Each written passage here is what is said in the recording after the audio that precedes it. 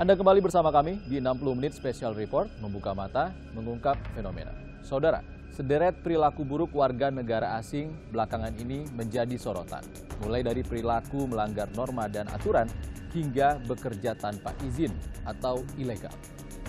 Penelusuran jurnalis Kompas TV Wela Andani menemukan visa investor kerap disalahgunakan warga negara asing di Bali untuk bekerja secara ilegal. Lantas, bagaimana fenomena ini bisa terjadi? Berikut penelusurannya.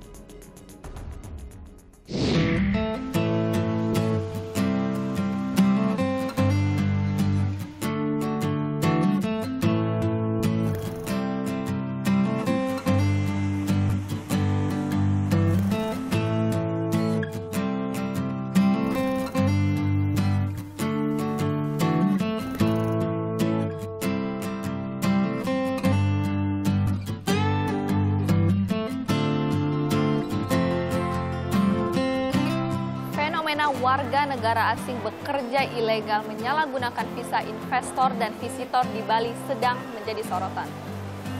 Memang sebagian sudah dideportasi, namun hingga saat ini masih banyak yang masih sembunyi-sembunyi bekerja di Pulau Dewata, Bali. Lantas, mengapa fenomena ini bisa sampai terjadi? Sederet perilaku buruk warga negara asing di Pulau Dewata, Bali viral di sosial media dan jadi sorotan publik. Mulai dari melanggar sejumlah aturan dan norma, hingga bekerja tanpa izin atau ilegal. Bali jadi surga para WNA. Selain murah, mengais rezeki di Pulau Dewata tak sulit karena ramainya ekspatriat. Masyarakat pun terbuka. Belum lagi kelonggaran visa dari pemerintah. Sophie bukan nama sebenarnya. Warga negara Amerika Serikat ini mengaku telah bekerja selama hampir 7 tahun di Bali. Namun bukannya berinvestasi, pemegang visa investor ini malah bekerja sebagai seniman tato di pulau yang ia sebut Paradise. What's your profession and how long have you been in Bali and why did you choose Bali?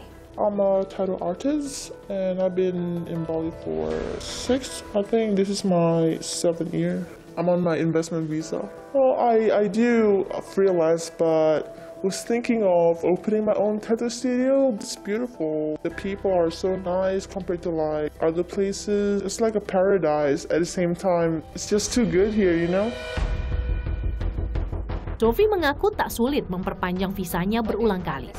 Selama ada uang dan mengenal agen, visa pun mudah didapat. Dari bekerja lepas sebagai seniman tato, Sophie bisa meraup penghasilan hingga 10 juta rupiah per minggu. It's actually easy. Like once you have the money, you can just like pay it off like any way you want.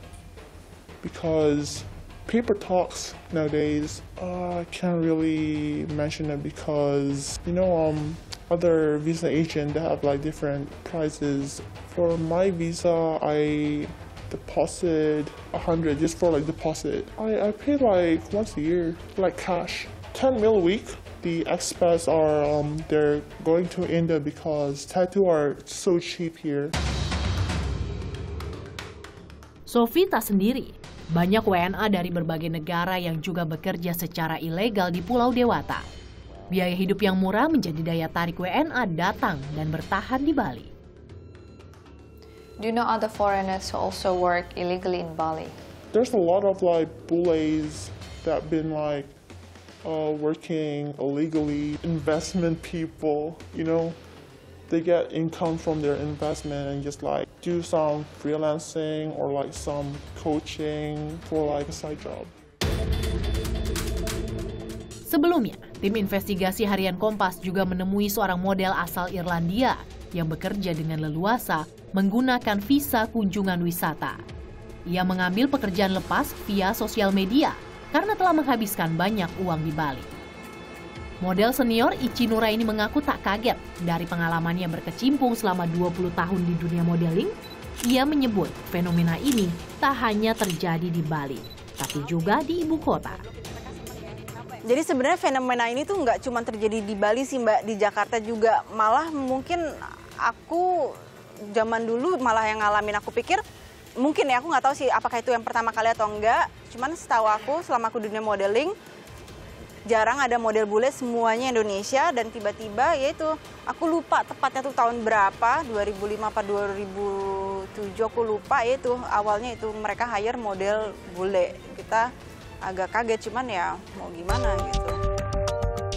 Kian marak, Ici pun khawatir fenomena tersebut menggerus kesempatan model lokal.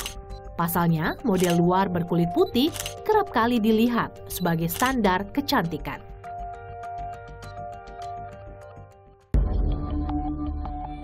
Fenomena WNA bekerja tanpa izin juga tak luput dari pantauan akun media sosial yang kerap memviralkan para WNA nakal. Salah satunya akun Instagram Moskow Cabang Bali. Melalui sambungan telepon, admin akun Moskow Cabang Bali mengaku telah menerima ratusan aduan masyarakat yang kemudian mereka unggah. Awal terbentuknya sebenarnya iseng sama ya ada rasa juga sih, little bit fed up kayak lihat Instagram ads by foreigners yang blatantly promote their business gitu, jadi kayak dia yang clearly illegal tapi dengan bahkan ada juga yang pasang billboard gitu, social media marketing lah, terus motorbike rental, tours, tato, fotografer, driving lessons gitu, terus bahkan paling parah itu ada apa kayak poker betting, poker event poker gitu loh, kayak event judi gitu, kayak itu menjadi pembiarannya gitu loh, kayak orang udah jelas-jelas begitu. Jadi kami merasa satu pemerintah tuh tidak ada presence lah, jadi kayak itu ya udah dibiarin aja gitu, jadi kayak hukum kita seperti nggak ada giginya lah gitu dan diremehkan. Ragu dengan keamanan data pelapor, admin Moskow Cabang Bali enggan melapor ke pihak berwajib. Sebenarnya sih nggak enak juga ya sama petugas, kayak kan jadi terbentuk istilah nggak viral nggak kerja kan. Tapi mbak dulu itu kalau mau nge-report, masa kita disuruh minta nama terlapor, nama pelapor, itu kan maksudnya lucu ya. Kita disuruh mencari data nama yang terlapor, nama sesuai paspor dan alamat, itu kan nggak make sense. Kita sebagai pelapor juga diminta KTP. Kita kan sebagai pelapor ngeri juga ya, nggak tahu itu kerahasiaan data kita akan aman atau enggak.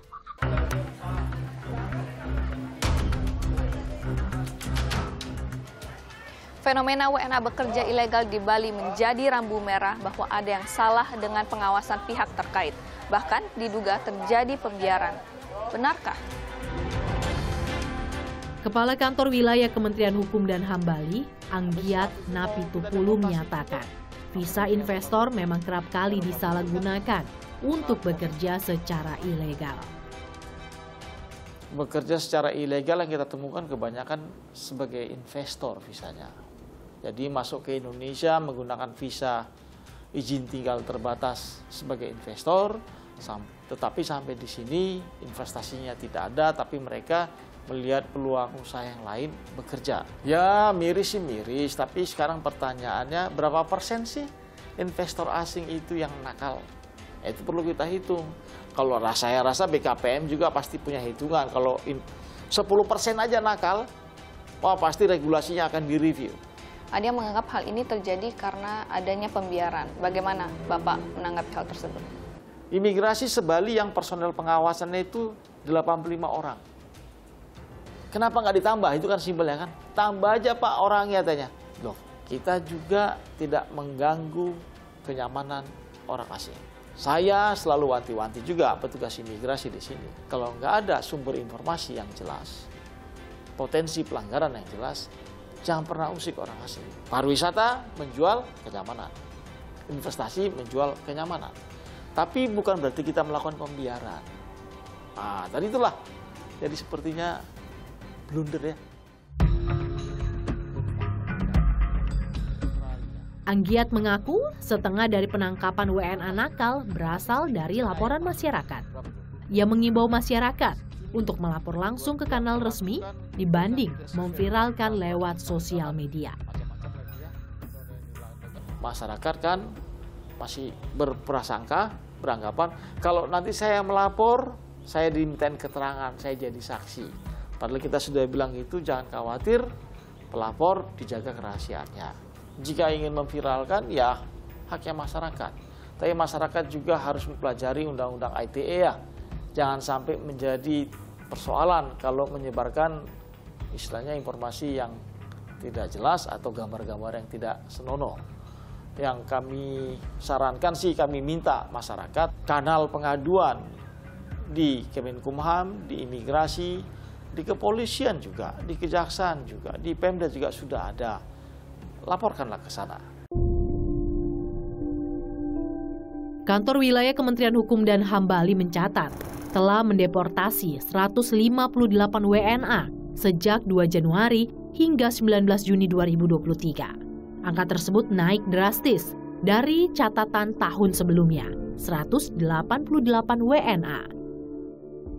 Deportasi didominasi kasus pelanggaran regulasi keimigrasian sebesar 53,1%, pelanggaran norma, adat, dan lalu lintas 31,6%, eks-narapidana 5,6%, dan pelanggaran hukum lainnya 9,1%. Deportasi didominasi warga negara Rusia, Amerika Serikat, Britania Raya, Nigeria, dan Australia. Meski pemerintah telah mendeportasi ratusan warga negara asing yang menyalahgunakan visanya, namun akal-akalan warga negara asing masih terus terjadi untuk bekerja secara ilegal di Bali. 60 menit special report, segera kembali. Oh, ada investor asingnya, Bu, ya? Ada nih satu, namanya Mr. Greg. Saya tidak khawatir jika kita tindak tegas para wisatawan mancanegara ini, Bali akan kekurangan jumlah wisatawan. Kita tidak boleh mengorbankan kehormatan, martabat bangsa ini hanya karena kepentingan pariwisata.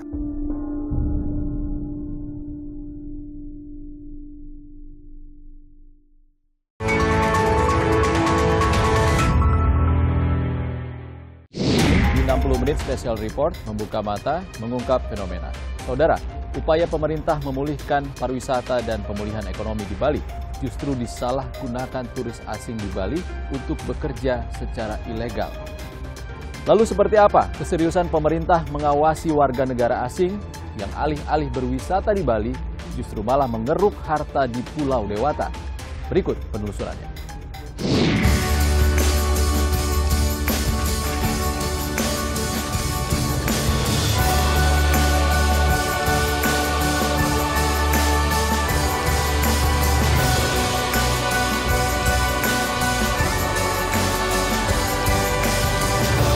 Fenomena WNA bekerja secara ilegal mengubah wajah Bali. Akankah hal ini mencoreng wajah pariwisata yang telah dibangun berpuluh-puluh tahun?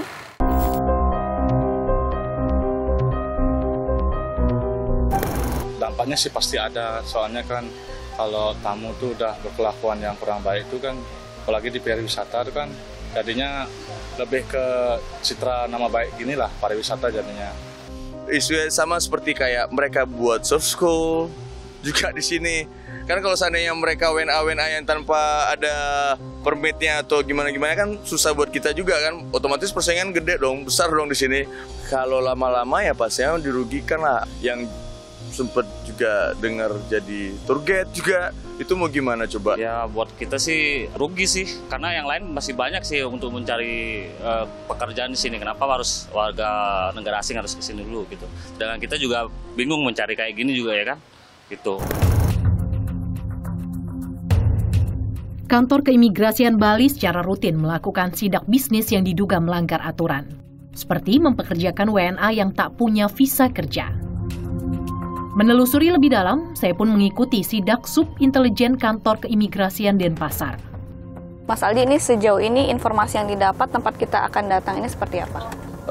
Sejauh ini memang informasinya ada warga negara asing, entah itu sebagai pemilik atau dia memang menggunakan izin tinggal investor atau izin tinggal kita bekerja, itu yang akan kita cek. Kami mendatangi dua lokasi berbeda. Pertama, Liga Tenis di daerah Sanur, yang salah seorang komisarisnya merupakan warga negara asing dan mempekerjakan warga negara Prancis. Oh, ada investor asingnya, Bu, ya? Di sini Pak Dimitro. Iya. Oke.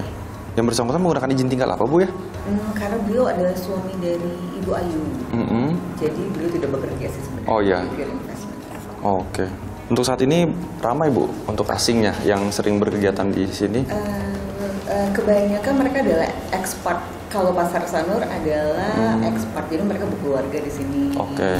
Pak Aldi, tadi bagaimana hasil pengecekannya? Ya, dari hasil pengecekan keimigrasian di Liga Tenis Sanur ini, bahwa ada satu warga negara asing berkewarganegaraan Perancis sebagai tenaga kerja asing, yaitu sebagai pelatih tenis, dan tadi kita lihat izinnya yang bersangkutan menggunakan kitas bekerja sebagai instruktur, yaitu pelatih, dan juga ada izin dari Dinas Tenaga Kerjanya juga, IMTA-nya yang masih berlaku. Owner dari yang di Liga Tenis ini juga warga negara asing, yaitu suami istri, istrinya kebetulan orang Indonesia, dan juga izinnya juga sesuai seperti itu, dia sebagai komisaris di sini.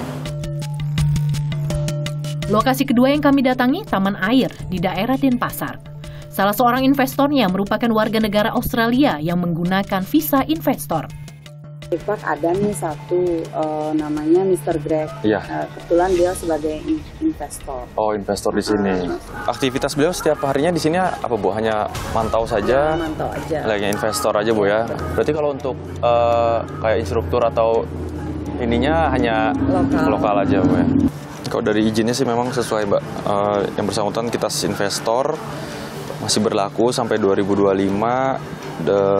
Juga dari sponsornya PT Bali Wekpat sendiri. Pengamat pariwisata Dewa Ayu Laksmi menilai fenomena WNA bekerja ilegal bukanlah hal baru, namun kembali mencuat karena beberapa faktor. Seperti kondisi negara Rusia yang tengah dilanda perang, hingga buah dari kelonggaran visa yang pada awal pandemi COVID-19 diharapkan dapat meningkatkan kunjungan wisatawan mancanegara ke Bali. Atau mereka tuh negaranya perang, jadi mereka menghindari itu, mereka pergi. Nah, perginya kemana gitu? Ke daerah-daerah atau negara Asia gitu kan? Asia mana nih yang paling? Indonesia, gitu. Nah, kemudian dampak perang, itu tadi dampak perang. Kemudian ini semua akumulasi, ya. Jadi pada waktu COVID, kondisi kita memang terpuruk, minus. Jadi kita memerlukan pemasukan, karena kan banyak sektor-sektor yang penunjang pariwisata terbengkalai begitu saja. Nah, akhirnya apa? Kita campaign work from Bali. Tetapi yang menjadi persoalan, mereka kesenangan, akhirnya mereka tahu celah, terus mereka membuka usaha untuk mereka gitu. Kita dapatnya ampas-ampasnya aja. Jadinya apakah campaign itu ya balik lagi menjadi bumerang buat kita sendiri gitu. Ya sekali lagi kuncinya di mana? Jadi teman-teman kita di imigrasi itu sebagai garda terdepan. Laksmi berharap pemerintah tegas membatasi kedatangan WNA tak berkualitas, bila perlu mengubah Bali sebagai destinasi premium. Menteri Pariwisata dan Ekonomi Kreatif Sandiaga Salahuddin Uno mengungkap harus ada penindakan tegas terhadap WNA pekerja ilegal di Bali. Namun ia menolak usulan Bali dipasarkan sebagai destinasi premium karena Bali dinilai lebih tepat menjadi destinasi berbasis budaya. Kalau kita biarkan perilaku wisatawan mancanegara yang nakal, yang jumlahnya hanya mungkin persentasenya 0,0% dari jumlah total wisatawan yang ke Bali tahun ini diperkirakan sekitar 4,5 juta, kita memberikan satu efek pembiaran.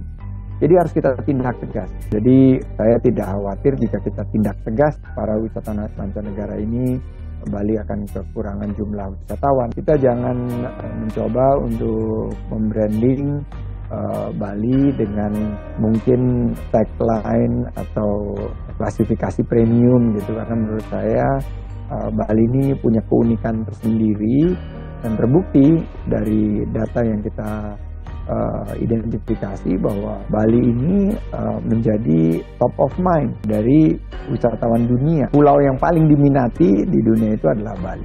Mari kita jaga sama-sama karena ini basisnya adalah budaya.